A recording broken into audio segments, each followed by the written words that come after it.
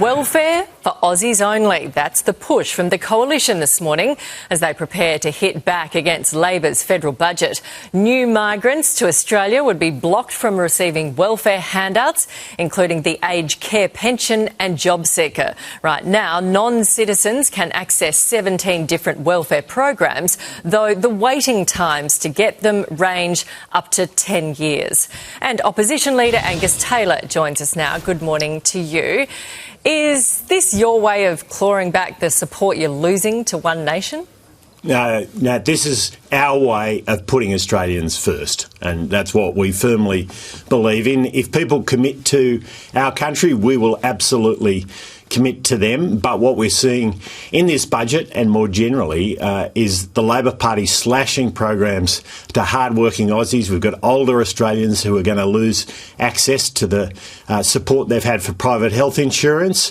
And meanwhile, Labor is providing programs like these to non-Australians. And we think that is the wrong priority, and we need to get the priorities right. Australians should come first. Did you think about this after the Farrer by-election?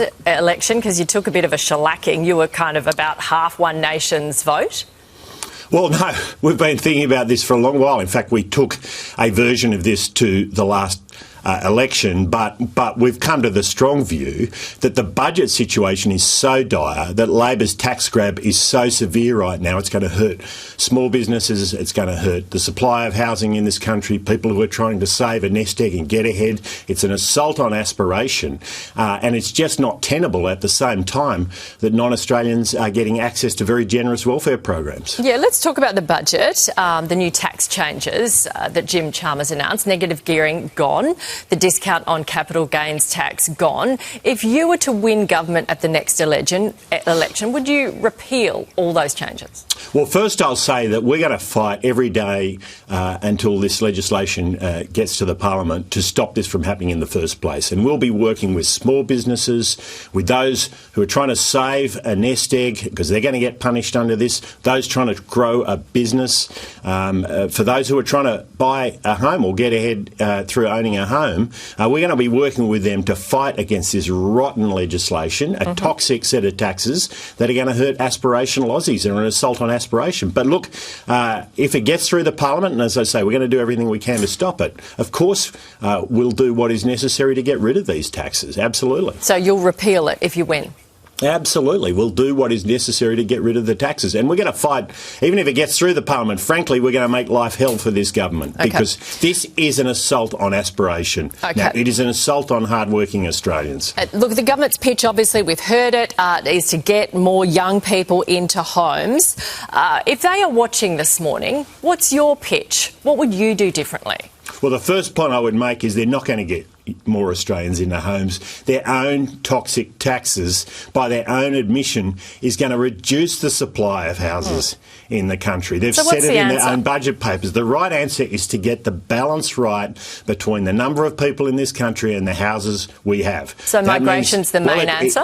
Well, the first part of the answer is get migration to sustainable levels. And what's your number? Well, it got up to 550,000. Couple of years ago, yeah.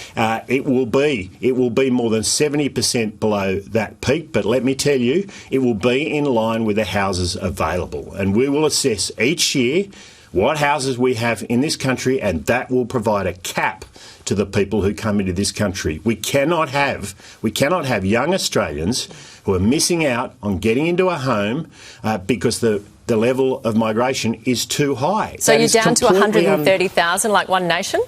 Well, as I say, the number will depend on the number of houses available, and we've laid that out. But it's going to be 70% below where it peaked, roughly 40% below where it is today. So what's the number? Will be the cap. Well, it'll be well below 200,000 now. But below 200. Here's the point.